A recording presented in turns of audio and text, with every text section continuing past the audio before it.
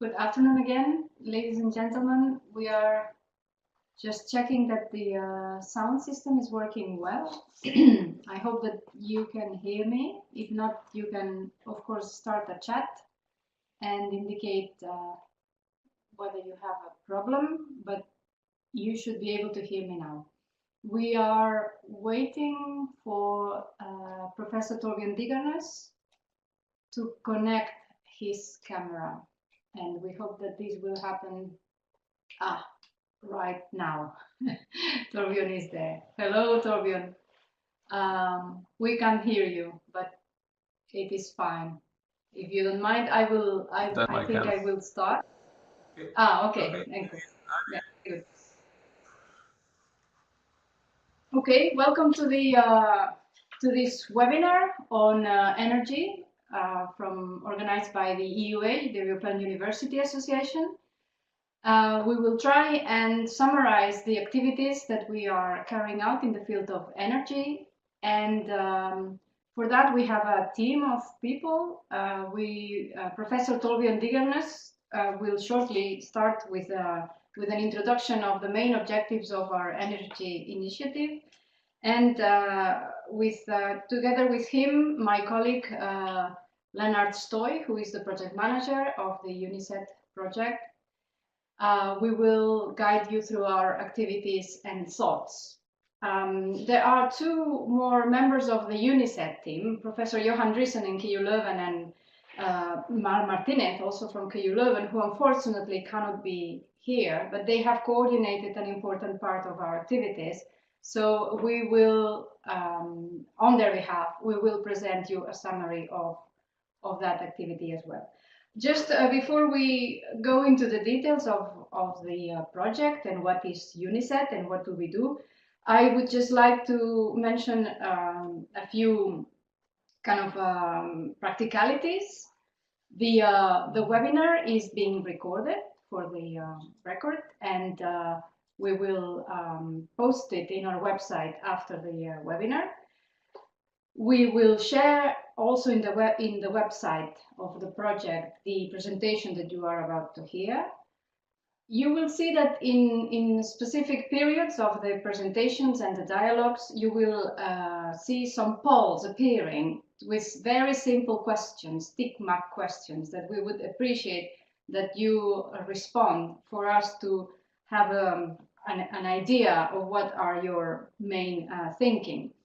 And you will receive also after the webinar a short survey that we would appreciate if you can fill in to help us to make it better the next time. It is the first time for us, for the UNI-SET team, that we are doing a webinar. Let's hope this is not the last one. And just for you to know, these webinars is an initiative of the EUA, the European University Association. They are held the last Wednesday of every month, and in every month we have a different topic. So this is the one devoted to energy.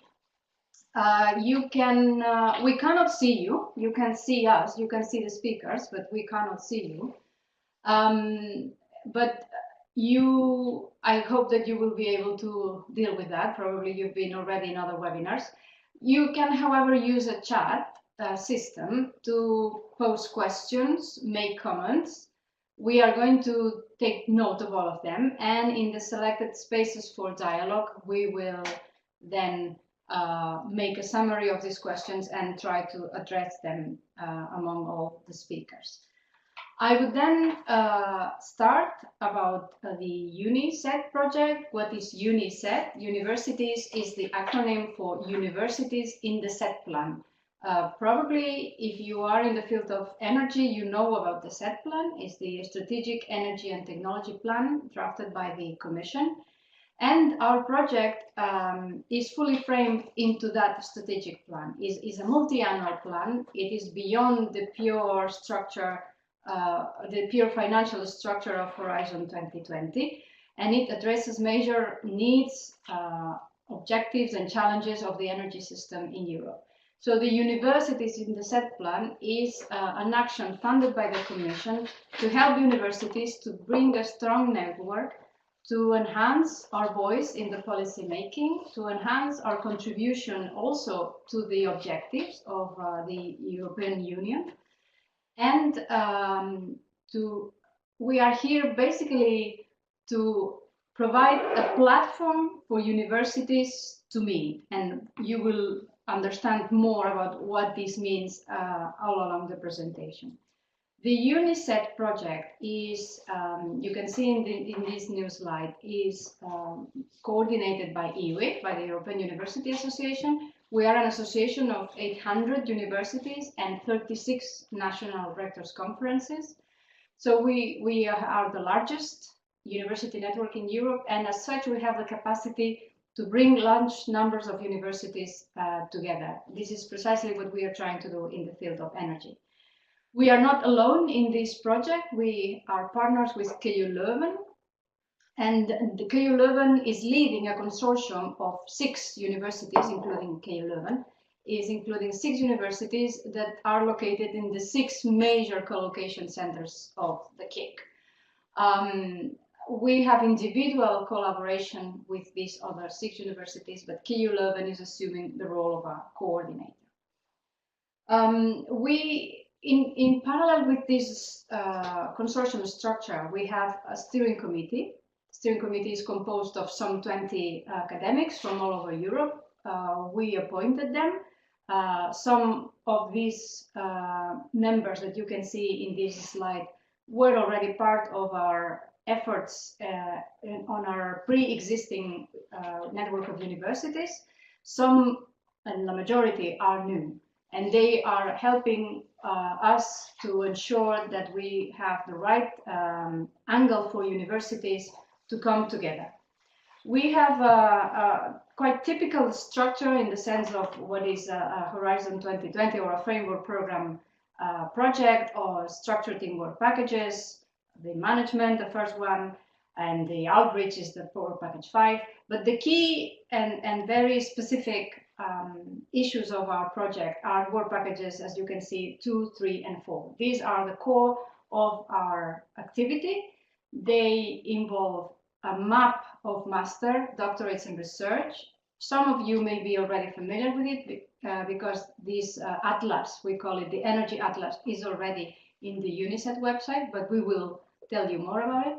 Work Package 3, that's the part that is led by KU Leuven and the other universities in the KIC Energy. They've worked to identify the needs in the employer sectors, so the needs in the energy sector by employers. And Work Package 4, which is about to start, is a series of what we call clustering activities, and more specifically energy clustering events. We are going to organize 5 clustering events, the first of which will take place in a month's time in Trondheim, and Professor Digernes is hosting it, and he will tell you more about it.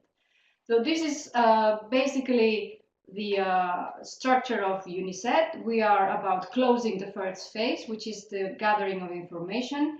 It is a closing without closing it, really, because for universities that have participated in this survey, you surely have seen that this survey is quite time-consuming.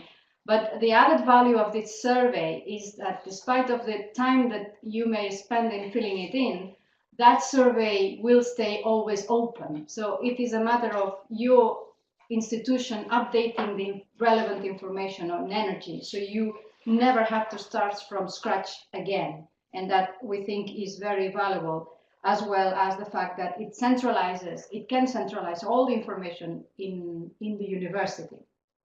We can talk more about this if you are interested, but I think that this is now time to, after this overview, well, okay, sorry, you may have seen that there is already a poll out there. It is about to be end. This poll is about to end, and we are now going to move on to the results. I will announce them at the end of the webinar. And I am now going to give the word to Professor Torbjørn Digernes, who will explain in more detail the objectives of the UNI-SET project. Torbjørn, please, go ahead.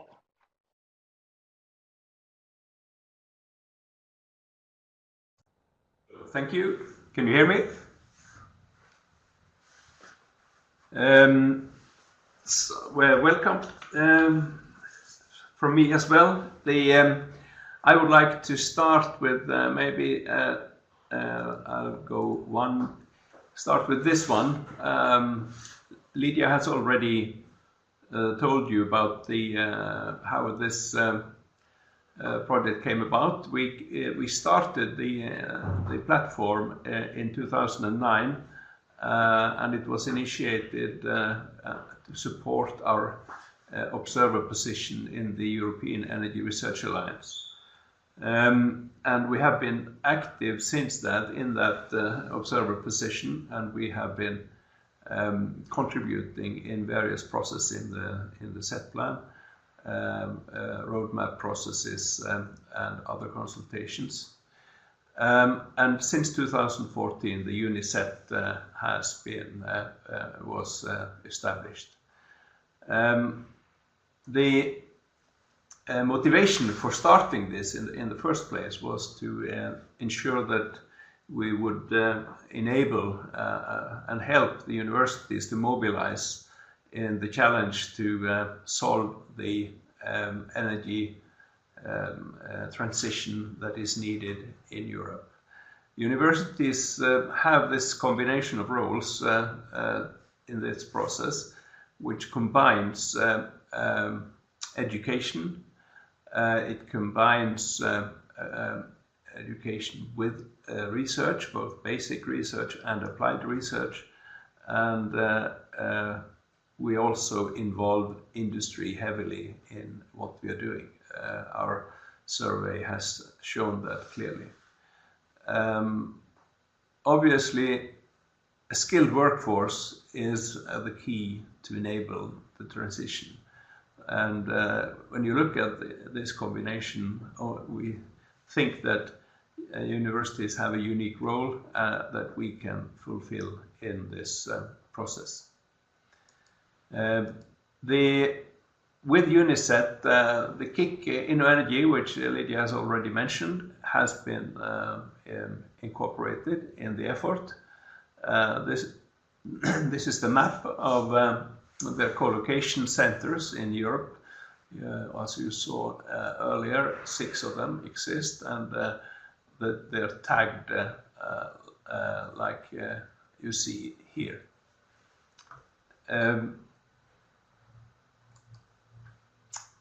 We think that the energy, the challenge that universities can contribute to is in several areas. The research breakthroughs that we are working with and will be working with in the future can lead to increased competitiveness of existing technologies. It can be the basis for new innovations with new solutions. This is a long-term effort, and the time span that we need to consider to solve it is long enough that basic research will come to fruition and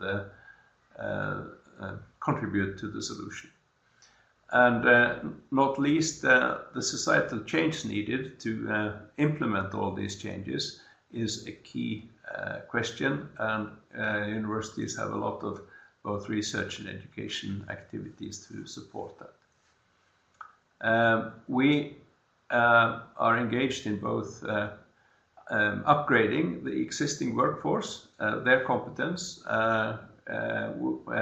After all, the changes that we are going to implement over the next 20 years will to a large extent be done by people already in the workforce, so they need to be upgraded to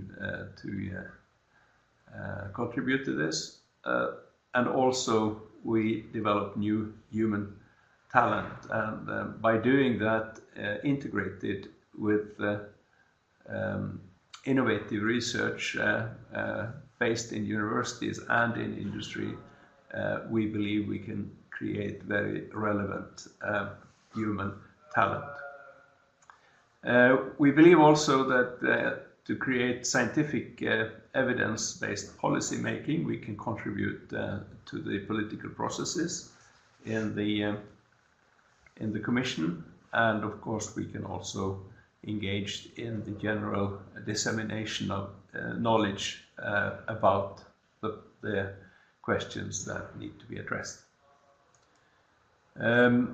So there is a set of expectations, obviously, from the Commission, from the effort that we are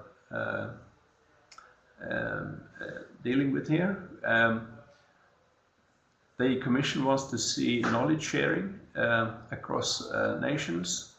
They want to see solutions that are supporting the set plan objectives, and they want to have educational programs that can disseminate the knowledge, and the alliance, the universities in alliance with other stakeholders is a key to dissemination. And also the Commission is looking to put numbers on the need for skilled staff in the energy sector, which is in itself a significant task. And they have invited the university platform to participate in the consultation processes of the Commission. The participants, we will see later that there is more than 200 universities who have enlisted, can benefit from this by liaising with their colleagues, engaging in joint study programs, also become visible for key stakeholders, among other things, through an energy atlas that will be presented a little bit later. We will exchange best practice information and form special interest groups that can be fora for discussion among universities. I'll return to that as well. So I think I'll pass the word on to Lidia to present some of the early results from the survey that we have conducted. Okay, very good. Thank you very much, Torbjørn, for this excellent introduction. And we are now going to give you some detail on the surveys that we've been conducting and the way we have gathered the information. So we have, as Torbjørn said, we have 202 universities that they all have participated in this survey that, apart from basic data on the university, it asks real detailed data on master programs, research programs, and doctorate programs. This, I understand, is somehow tedious for the institutions, but it has, as I said before, a high added value. First of all, we can get a very good overview of the energy landscape in education, in higher education and research in Europe, and for EUA, let's say, for the study. But that reverts back to your institution as well, in the sense that you receive, in due time, you will receive a full briefing on that, but also you can have the information of your own university all consolidated in one single point, even if the point of entry may be many, because there should be a coordinator in your institution that can grant access to deans or heads of department or whatever management position is relevant to the university. So we ask a lot of detail on numbers of students, the degree of interdisciplinarity of the programs, etc., because this is very good information to use in an aggregated way, and that is also the information that the Commission is very interested in, because they can use it as a basis for the policy development. So we are very happy that we have these 202 universities, also because they have indicated their plans for the future, and this is also very important for us, for EUA, to be able to first of all tell the community what are the plans for the future in an aggregated way as usual, but also to help us out in shaping up the activities to come. And we plan to address all these in the clustering events. So that's the place where those coming to the events will have direct access to this information, and will be the initiators, hopefully, of a network that should be useful to develop new master programs, new research and doctoral programs, not only in existing areas, but also pool the knowledge of the experts that we will bring together, and that will be useful to generate new master programs, interdisciplinary programs. As you will see, the industry is calling more and more for people with a complex set of knowledge and skills. And we hope that structuring a network of universities in Europe can help in that direction.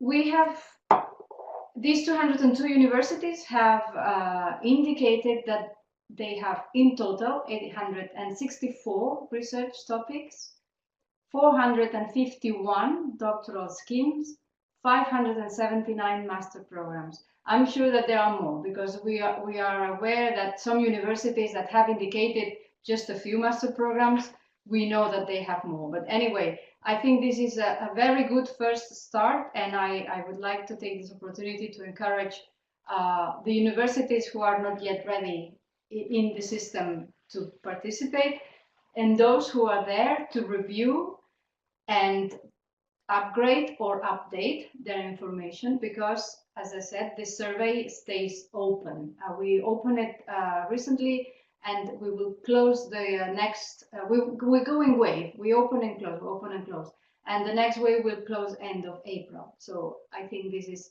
now a good moment to fill it in.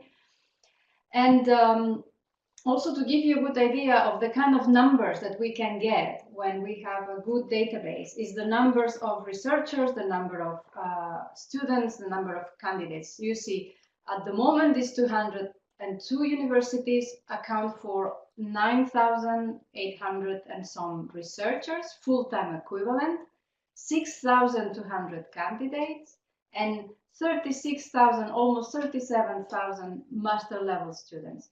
I think these are numbers that when we look at them at that level really can tell us a lot of things. My colleague Lennart Stoy, the project manager for UNI-SET, will now go on and will give you a more specific detail on these findings through our survey. So Lennart, the floor is yours. Yeah, sorry for the interruption.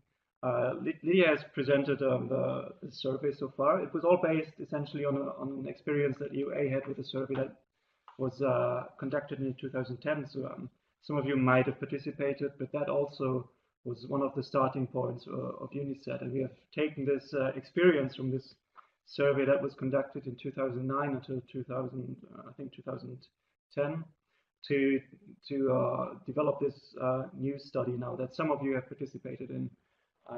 As far as I'm aware, and one interesting one part of the work was to compare first of all how multidisciplinary are master and research programs in the field of energy. So we asked all of these 579 master programs, which fields of knowledge, which broad fields of knowledge do you cover in this program? We offered STEM, so science, technology, engineering, and mathematics. We had ESSH, economics, social sciences and humanities, LSMH, then as well life science, medicine, and health. And this allowed us to construct essentially 8 different categories or groups of programs in relation to their interdisciplinarity or their multidisciplinarity. And we can see that the large majority of the programs both master and research are just STEM programs. Then we have actually the second biggest numbers in both cases, STEM and economics and social sciences, which is, I think, is a very interesting finding. And then 6% in both cases also are just purely economics, social sciences, and humanities.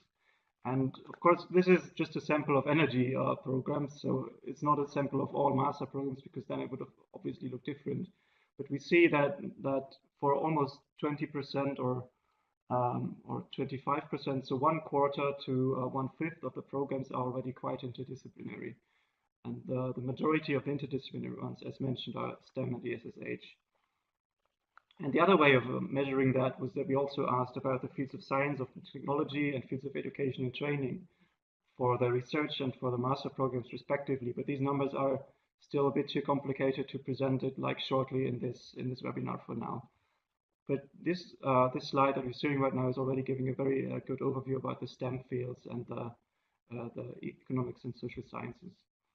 What we did as well is that we asked participants also to categorize the activities in relation to the set plan areas that were, if you know it, that were published in late 2014. There is a categorization of 33 different fields that are relevant for the set plan or for European energy research. And we asked them to assign a maximum of 5 topics to each program or to each research area or research topic, research group, depending on the level of aggregation that they used.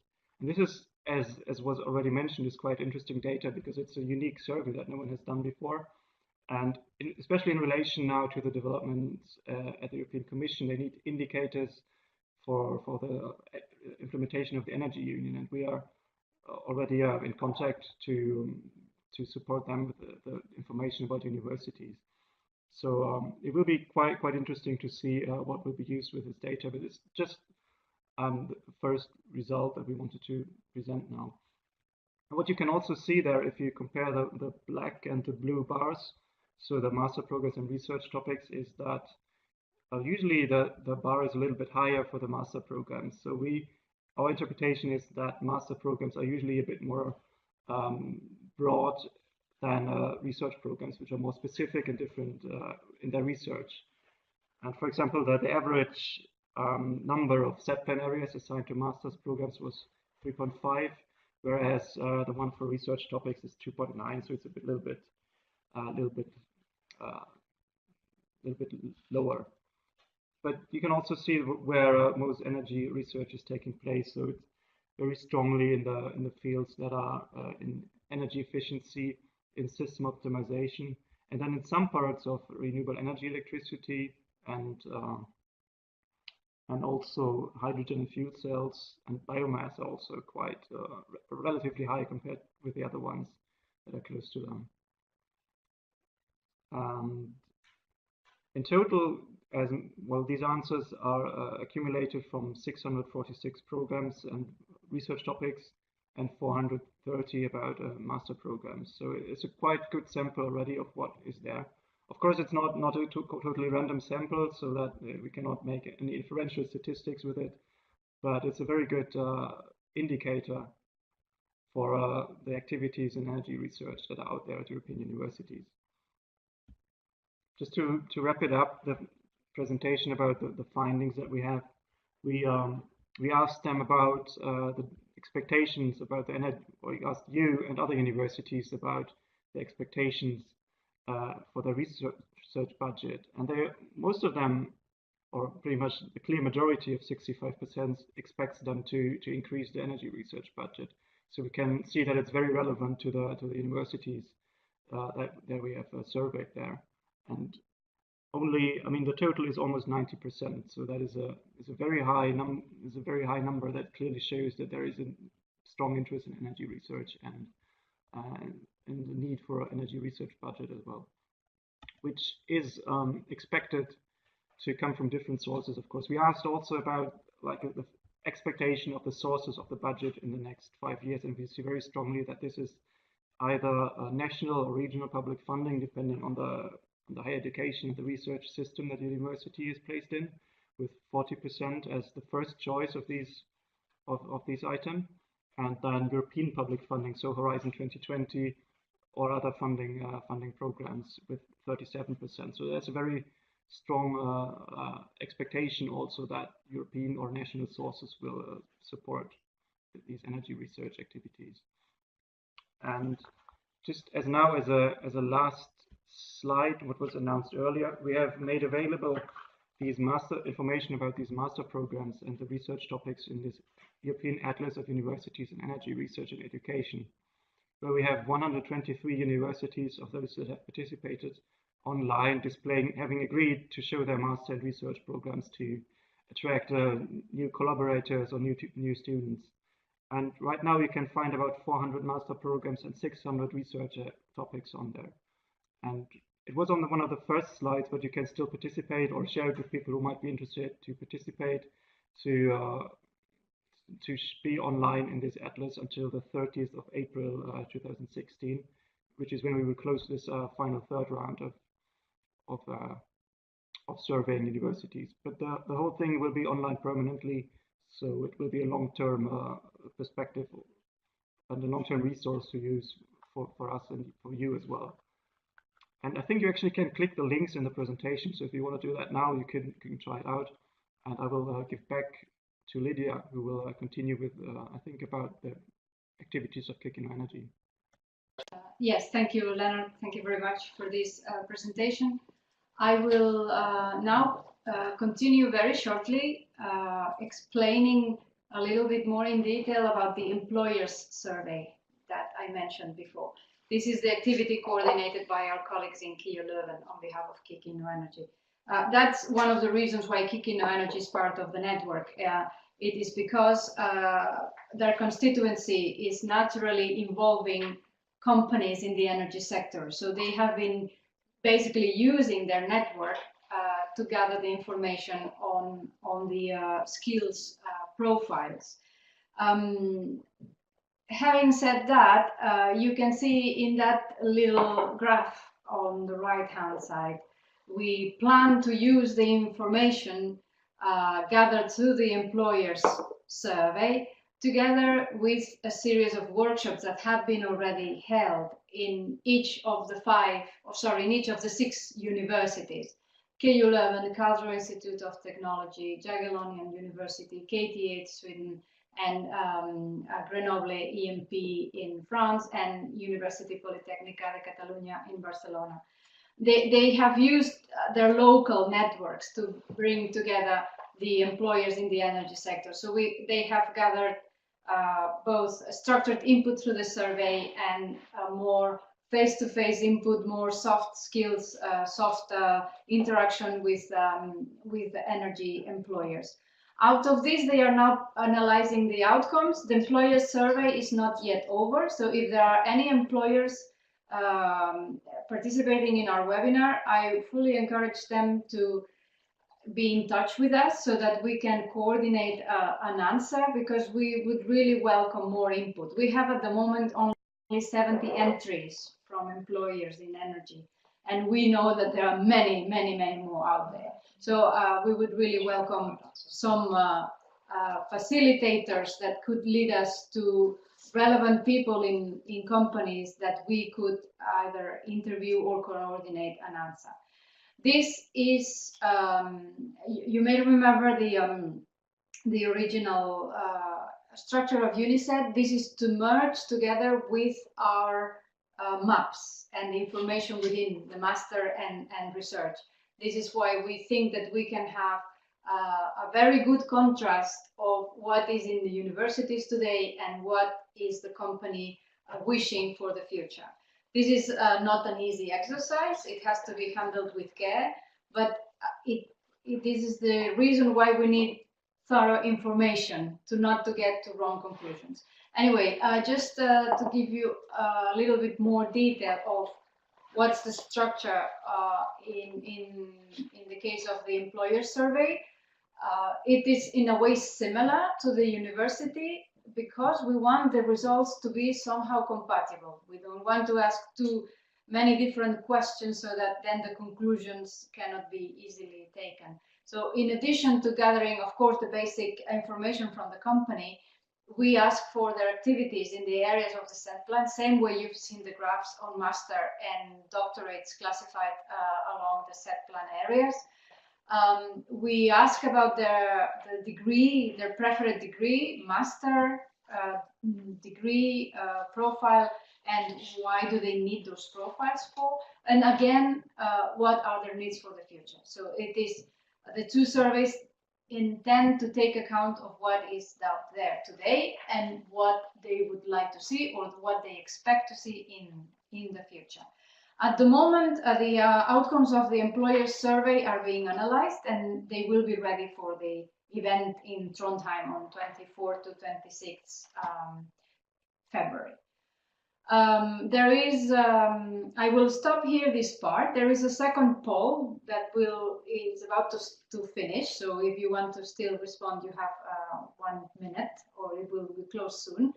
I suggest to stop for a moment to hear you. So if you have any questions, please let us know now. If not, I have two questions that have already been placed through the chat, and I will respond them, but I would first give the platform to any of you if you would like to come in at this point.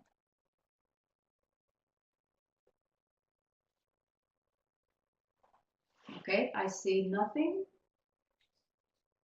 Okay.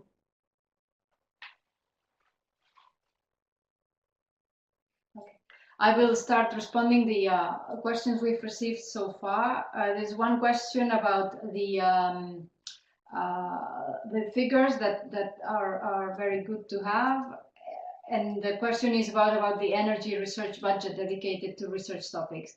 That is something that we are currently working on, because the budget is not the easy question, and not all universities respond thoroughly to that question. So that requires some more intensive work. Again, this is a figure that we are preparing for the Trondheim event.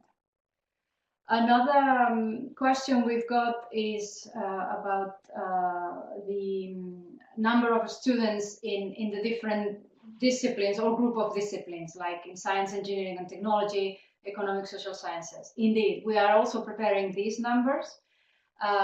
We plan to prepare these numbers by broad categories of knowledge, as it was here suggested, but also according to set plan areas, to see what is the status.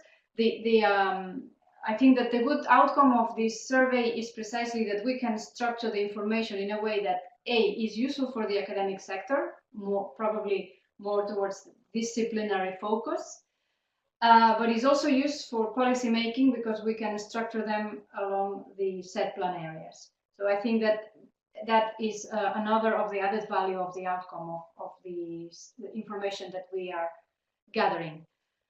A third question we have received is about the sample of the employers, the companies in the energy sector, and that it would be interesting to know the area in the energy sector in which the companies are working. And indeed, again, this is something that we are also preparing.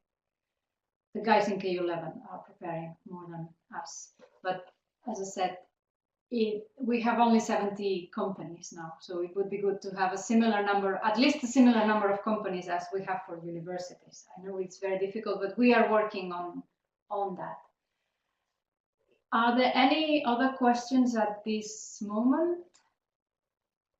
Because if not, you can, of course, type them at any time. I will now give the word again to Professor Digernes, who will speak more about the policy input, about the SET plan and Horizon 2020. Torbjørn, please. Thank you, Lidia. I will start by observing a situation that we have seen in the work program for the SET plan the last period. And you see that the situation is that most of the work tasks are at the quite heavy TRL. Sorry, we can't hear. Okay, so I'm on now. Very good. In the meantime, you may have probably been able to read the view graph here with the fact that the the TRL levels that are out in the set plan now are such a high level that there are many universities that are not involved in that type of work. And we believe that this creates an unbalance between the short and the long-term perspective. And we believe both are needed. We need to push the technologies that are ready, but there is need for more, and this balance should be looked at.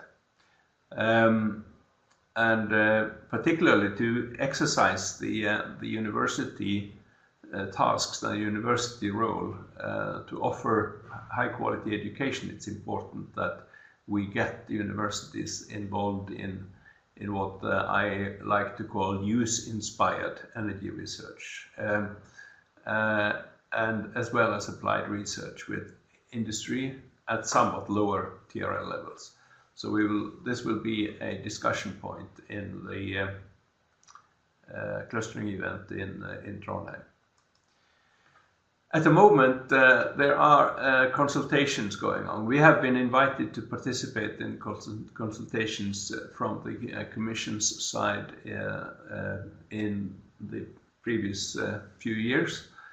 Right now, there is a series of consultations open on so-called issued papers that are emanating from the communication towards an integrated strategic energy technology plan, accelerating the European energy system transformation. There's a reference to, it's easy to find on the web. In chapter 4 of that document, there is a set of actions associated with a set of priorities that are now in for the next months until about summer this year, open for consultation. We are seeking to establish competence groups that can respond to these topics, and that will also be addressed in the clustering event. When I'm now quickly whizzing through these priorities and actions, I don't expect you to pick up the detail. You will have the presentation afterwards to study, and you will also be able to look up the source document to find these points. So renewables is the first core priority, 2 actions there. Then smart energy systems is a second core priority. The core priority 3 is develop and strengthen energy efficient systems. Just now, action 6, continue efforts to make EU industry less energy intensive and more compatible, is open. This will close before the event in Trondheim, so it is important that those of you who would like to be involved in making comments to this take contact with the UNI-SET team at EUA to voice your interest. You will then receive background information on this particular action.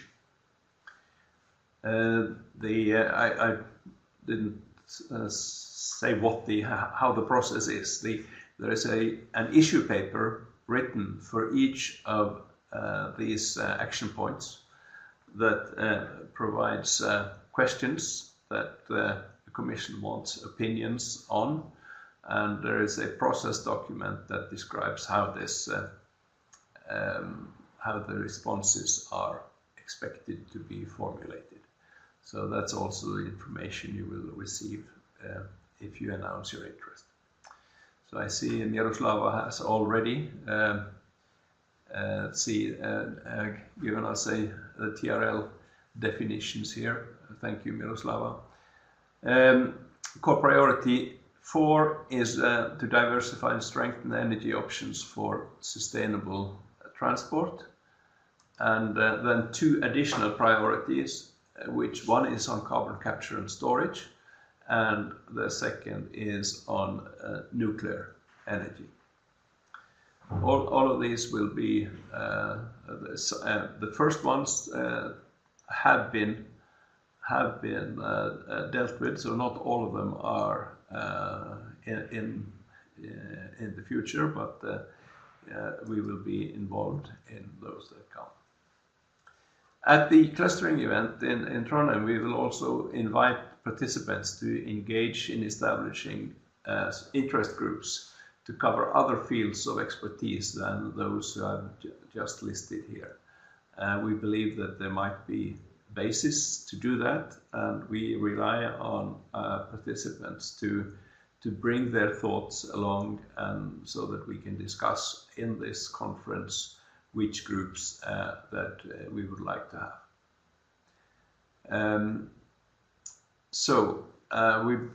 What we think will be relevant, among other things, is cross-disciplinary education and research, and system aspects, which also tend to be cross-cutting across the technologies. Just as examples, not exhaustive at all. So, the last point I will mention under this is that we can expect that the discussions on the next research program after Horizon 2020 will start in the coming year and intensify as we go along. And of course, we would like universities to be involved in that, and we want to communicate what is needed for universities to be best mobilized in this. As we know, the research capacity of universities is a significant part of Europe's total research capacity, and to mobilize that also for the applied research areas involved that are needed for the energy field is important. And what we would like to achieve through UNI-SET project is to foster the integration of education, research, and innovation. And we want to have to display the activities that universities have through the window that the atlas of the survey results are providing, to show what universities are doing.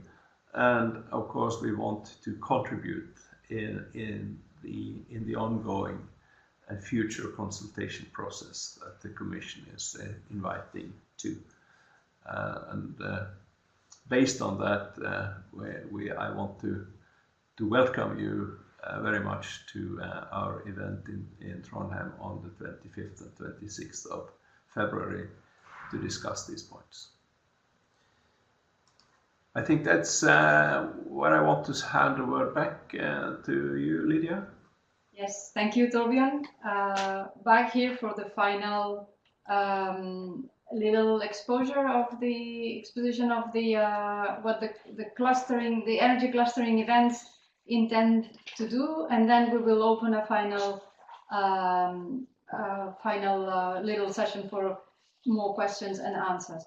As I said before, the energy clustering events are meant to be 5 in between now and June 2017. You can see here the calendar. The main objectives are first and foremost the fostering of cooperation, interinstitutional cooperation. I think this, well, we all think that this is a very good way to tackle the challenge. We all know that today collaborative work is essential to the progress of knowledge, of science, on the teaching, and we are very used to do that in Europe. So this, we think, can be a very nice way of mobilizing the university sector based on new methodologies of teaching or building expertise from several parts of Europe in the long run to address what we call the human resource challenge in Europe, meaning to have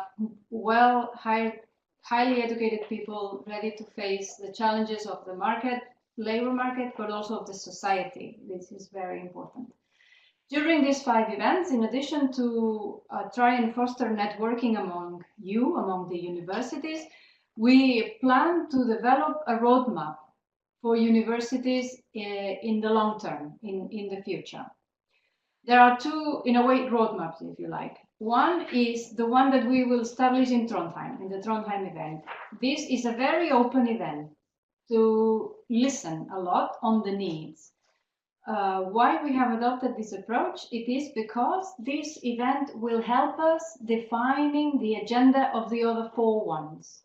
So what we will hear in Trondheim, combined with what we have already heard, figuratively, in the surveys, will shape up the programs of the other 4 events, because they will all happen very close one to the other. So we really need to have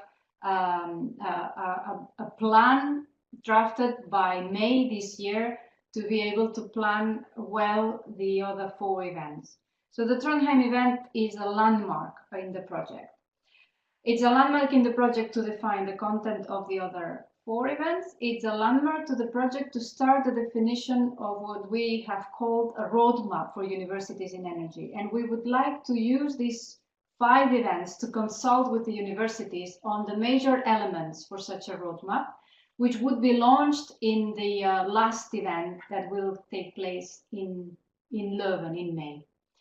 In developing that roadmap and this networking characteristic, we would also use this network to provide consolidated input into the SET plan. As Torbjørn said, we are regularly consulted, we meaning the universities, together with other stakeholders, and we think this is a great opportunity for universities to come in strong, indicating what they are studying, what they think this is the future, where are the knowledge and technology bottlenecks that need to be addressed.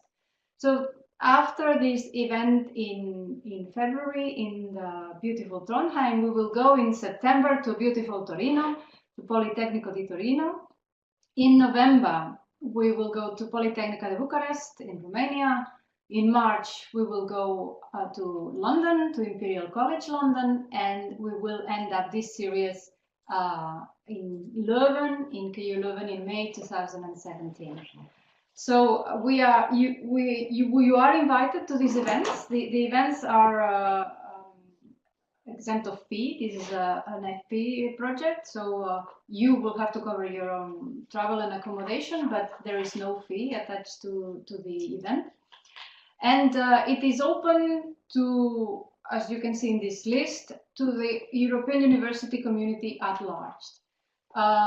We welcome, especially in this first event in Trondheim, leaders, deans of universities, vice rectors, heads of energy initiative, whatever the structures these initiatives take within universities, because we know that there are many structures, they all fit for purpose, but we would like to see the institutional angle, because that is what fosters in the long run the long-standing collaboration, and what really facilitates in the end the mobility of researchers and students, which is of course one of the major objectives.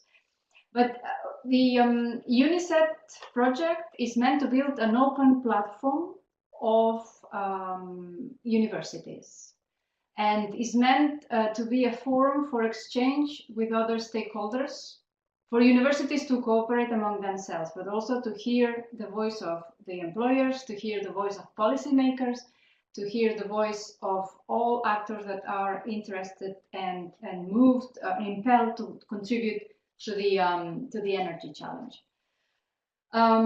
So I already said the specific objectives of the Trondheim event. I will not repeat them, but you have it in this slide. As I said, it will stay on our website. If you feel compelled to register, I invite you to register. And you can click on the link here and register immediately. You have till 10th of February to do that, but we would really welcome you.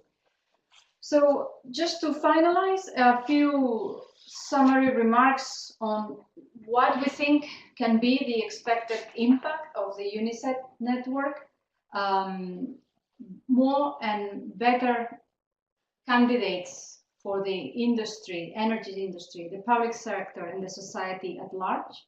New multidisciplinary programs for education and research to prepare people better prepared to face the challenges of the future.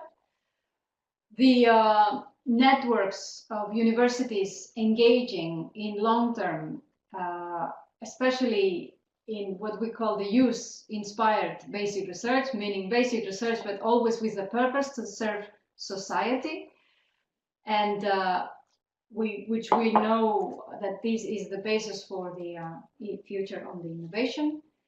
We would also like to see that these events foster the cooperation with industrial partners, with other actors in the energy sector, with the European Energy Research Alliance, with whom we have already a collaboration since 2009. The policy development, which, as I said before, we have already been contributing, but in a, let's say, smaller scale. And we think that we are convinced that with this wider network, the policy input can be ever improved.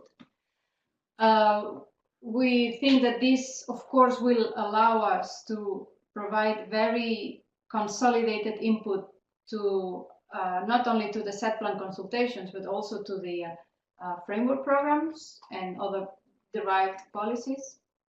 And also it can offer, if that platform is successful, can offer a platform for assisting the development of international cooperation, meaning outside Europe. So we take one step at a time. We think that if universities can really manage to come together, we can do many things. Some of them we think, and some of them may be unexpected. But the cooperation, I think, is essential to foster all the capacities on research, education, and innovation that we have in Europe. And with this, I would close the round of interventions and open a final turn of questions or comments that you may have. I can see some people are typing. We had earlier a question on the technology readiness levels. Maybe just a couple of words on that, for those who may not be so familiar with it. In Horizon 2020, many calls are kind of favoring proposals within a certain scale called technology readiness levels. That's a scale that goes from 1 to 12. These are indicators that were initially developed by NASA on the level of readiness of the technology. That means basic research has no real application, and that's technology readiness level 1. Out of the kind of the rocket taking off from the Earth, that's technology readiness level 12. By it's their nature, universities tend to work, of course, in technology readiness levels 1 to 3, maybe even 4 sometimes, but not more, because that's it's not either their mission. And then to move to help moving to higher TRLs, they need to partner with other research and innovation organizations that do work on those levels. So that's why at the beginning we said that in some parts of this program it seems that the aim of the Commission at a higher technology readiness levels may hinder the contribution of universities. And that is something that we will analyze shortly, because we are preparing, well, we have launched a survey among universities in EUA precisely to identify issues that hinder the contribution of universities in these programs, and we invite them to mention either technology readiness levels or any other aspects of research that they think that they do not facilitate the participation of universities. Looking at the screen, I can see other questions coming in. A track of number of students coming from outside EU.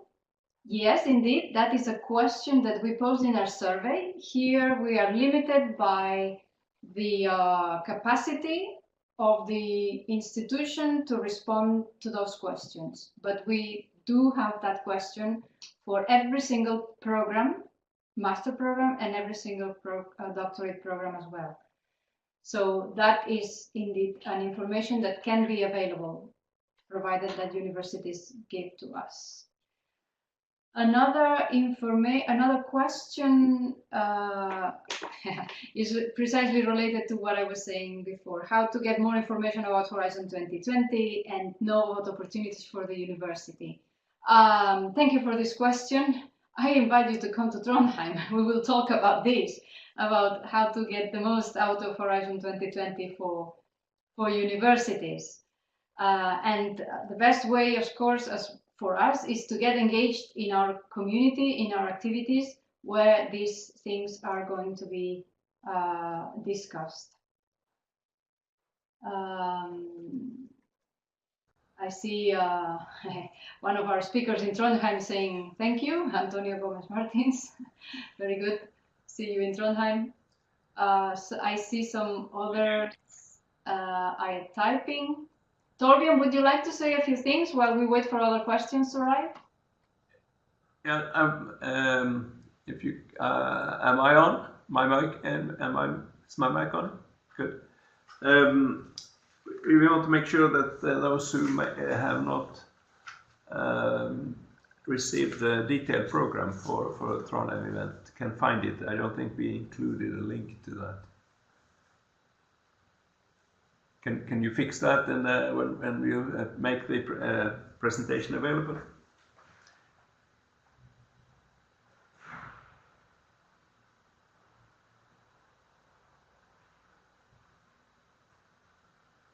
There is a registration link, right? And then you'll find the program as well. Very good. Who is covered cost of coming and stay at the workshop? The costs of coming and stay, that should be covered by your organization. It's I don't know if you come from a university or from a company, but you should try to get your boss to pay for that. What we can offer is food and drinks and the opportunity. Sorry? Exciting. An exciting program, I've been told by my colleagues here. So yes, at least you will. If you get, you will be fed. You will not be hungry, and not intellectually or materialistically. I may throw in some advertising as well. Is the mic on? Okay.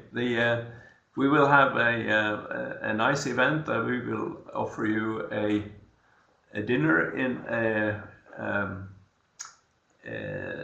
a very old medieval hall close to the cathedral in Trondheim, which we use for when we receive very prominent guests. So please be among those.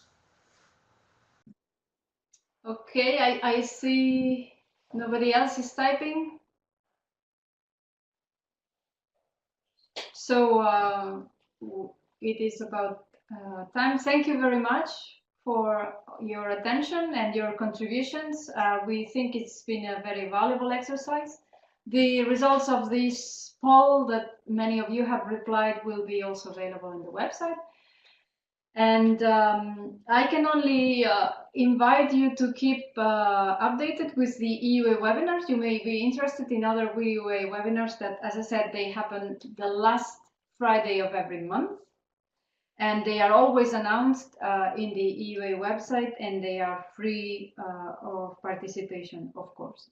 So I will close the session thanking Torbjørn from Trondheim, thanking my colleague Lennart, my colleague Borana, who helped me in the back, although she doesn't want to be seen, but she's there.